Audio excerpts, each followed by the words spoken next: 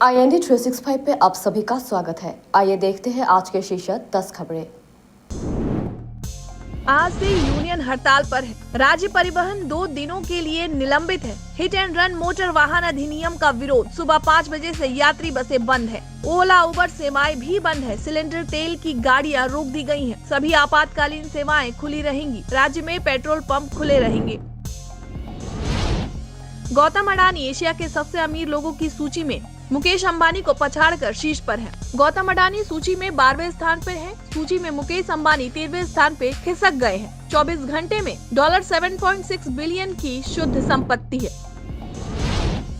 अहमदाबाद में एक चौंका देने वाली घटना घटी है। बलात्कार से बचने के लिए 6 स्कूली छात्राएं चलती ट्रक से कूद गई हैं। ये घटना उस वक्त घटी जब 6 स्कूली छात्राएं एक ट्रक में स्कूल से घर लौट रही थी। पीड़ित स्कूल से घर लौट रहे थे, तभी ट्रक ड्राइवर और उनके 5 साथियों ने लड़कियों से बलात्कार का प्रयास किया। बलात्कार से खुद को बचाने के लिए ट्रक से कूदने पर लड़कियां घायल हो गई हैं। लड़कियां संखेड़ा तालुका के एक गांव की है। ट्रक में कथित तौर पे चालक के अलावा 5 अन्य लोग भी सवार थे। ट्रक में ड्राइवर समेत मौजूद अन्य लोगों ने लड़कियों के साथ यौन उत्पीड़न करने की कोशिश की। गोरेश्वर में कल रात गोलीबारी हुई। डकैती गोरेश्वर के बालाबाड़ी में हुई। घटना गोरेश्वर के बालाबाड़ी गांव में दोपहर करीब 3:30 पर हुई। पीड़ित की पहचान बलात्कारी गांव नंबर 2 के थानेश्वर बोरो के रूप में की गई है, जिसे अज्ञात हमलावरों ने पैर में गोली मार दी है। लुटेरों ने थानेश्वर बोरो के बाएं पैर में गोली मारकर उनके 5 लाख रुपए लूट लिए हैं।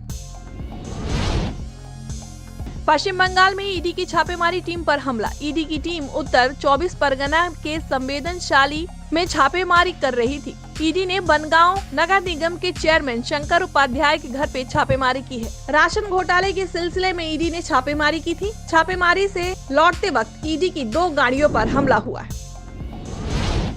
सोमालिया के तट के पास से अगवा किए गए जहाज MV लीला नॉरफॉक को लेकर भारतीय नौसेना ने बड़ा कदम उठाते हुए INS चेन्नई को उस तरफ भेज दिया है। हाईजैक किए गए जहाज के चालक दल में 15 इंडियन मेंबर्स भी शामिल हैं। न्यूज एजेंसी ANI ने सैन्य अधिकारियों के हवाले से जानकारी देते हुए कहा है कि भारतीय नौसेना का युद्धपोत INS चेन्नई अपहरण की स्थिति से निपटने के लिए अपहरण जहाज की ओर बढ़ रहा है। इससे पहले सैन्य अधिकारियों ने कहा था कि भारतीय नौसेना अपहृत जहाज MV लीला नॉरफॉक पर कड़ी निगरानी रख रही है, जिसके बारे में गुरुवार शाम जानकारी मिली थी। दिल्ली सरकार के अस्पतालों में खराब क्वालिटी की दवा मिलने के मामले में बड़ा एक्शन हुआ है। दिल्ली सरकार के अस्पतालों में खराब गुणवत्ता की दवा मिलने के मामले में जांच अब CBI करेगी। LG विनय सक्सेना की सिफारिश पर केंद्रीय गृह मंत्री ने मुहर लगा दी है और इस मामले की जांच CBI को सौंप दी गई है। बता दें कि बीते दिनों में दिल्ली के उपराज्यपाल कार्यालय में भी दावा किया गया था कि दिल्ली सरकार के अस्पतालों में खराब गुणवत्ता की दवाएं मिली है। LG दफ्तर ने कहा कि अस्पताल में जांचे गए 10% नमूने फेल साबित हुए थे। इसके बाद LG विनय कुमार सक्सेना ने इस पूरे मामले में CBI जांच की सिफारिश कर दी थी। सोनीपत से कांग्रेसी विधायक सुरेंद्र पवार के आवास पर पिछले 25 घंटे से ईडी की कार्रवाई जारी है। ईडी के अधिकारी खनन स्कैम से जुड़े मामलों में जानकारी जुटा रहे थे। वहीं ईडी ने पूर्व विधायक दिलबाग सिंह के घर से अवैध विदेशी निर्मित हथियार बरामद किए हैं। हरियाणा के पूर्व विधायक दिलबाग सिंह और उनके सहयोगियों के परिसर से प्रवर्तन निदेशालय यानी कि ईडी ने अवैध विदेशी निर्मित हथियार, 100 से अधिक शराब की बोतलें और 5 करोड़ नकद और भारत और विदेश में कई संपत्तियां सहित अन्य सामग्री बरामद की है। सोनीपत से कांग्रेसी विधायक सुरेंद्र पवार के आवास पर पिछले 25 घंटे से ईडी की कार्रवाई जारी है। ईडी के अधिकारी खनन स्कैम से जुड़े मामले में जानकारी जुटा रहे हैं। अलग अलग 5 गाड़ियों में ईडी के अधिकारी व केंद्रीय सुरक्षा बल के जवान कल सुबह 8 बजे पहुंचे थे। मोतीलाल झां कॉलेज के लेखपाल के अलमारी में मिला शराब। गुप्त सूचना के आधार पर पुलिस ने की कार्रवाई। भागलपुर जिले के नाथनगर थाना क्षेत्र के मोतीलाल झां कॉलेज में गुप्त सूचना के आधार पर पुलिस ने छापेमारी की। पुलिस ने कॉलेज के लेखपाल के कमरे से अलमारी में रखे 1 बोतल विदेशी शराब बरामद की है। प्राप्त जानकारी के अनुसार पुलिस को शराब पार्टी की गुप्त सूचना मिली थी, जिसके बाद पुलिस ने कार्रवाई की है। पुलिस की कार्रवाई से कॉलेज परिसर में खलबली मची हुई है।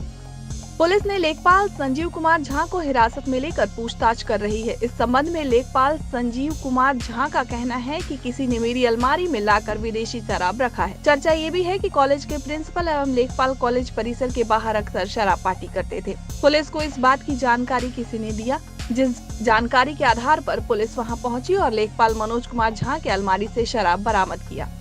उधर पुलिस में लेखपाल को हिरासत में लेकर नाथनगर थाना पहुंची, जहां पर उनसे पूछताछ की जा रही है। आयशा के छात्र नेता प्रवीण कुशवाहा ने बताया कि शिक्षा के मंदिर में अगर शिक्षक शराब पार्टी करते हैं तो काफी निंदनीय है। वहीं उन्होंने लेखपाल पर कार्रवाई करने की मांग कही है। बिहार में शराबबंदी के 7 वर्ष बीत गए हैं, लेकिन आज भी कॉलेज परिसर में लेखपाल के अलमारी में अगर शराब मिलता है तो ये घोर निंदनीय है।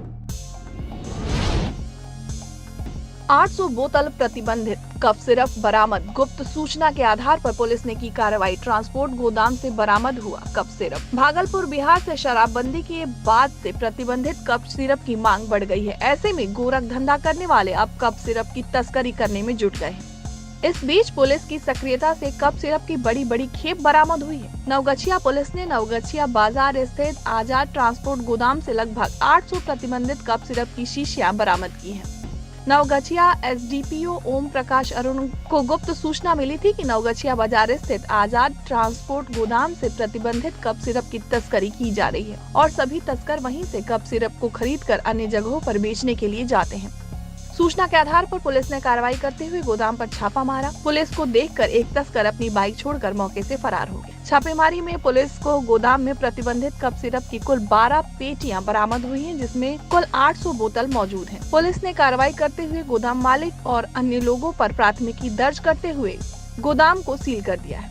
वहीं पुलिस ने ट्रांसपोर्ट गोदाम के मैनेजर विवेक कुमार को गिरफ्तार कर लिया है। पुलिस ये भी पता लगाने में जुटी हुई है कि इस तस्करी में और कौन लोग शामिल हैं और इसका तार कहां-कहां जुड़ा हुआ है। बढ़ रही कफ सिरप की तस्करी नवगछिया एसडीपीओ ओम प्रकाश अरुण भी मानते हैं कि कफ सिरप की तस्करी बढ़ी है।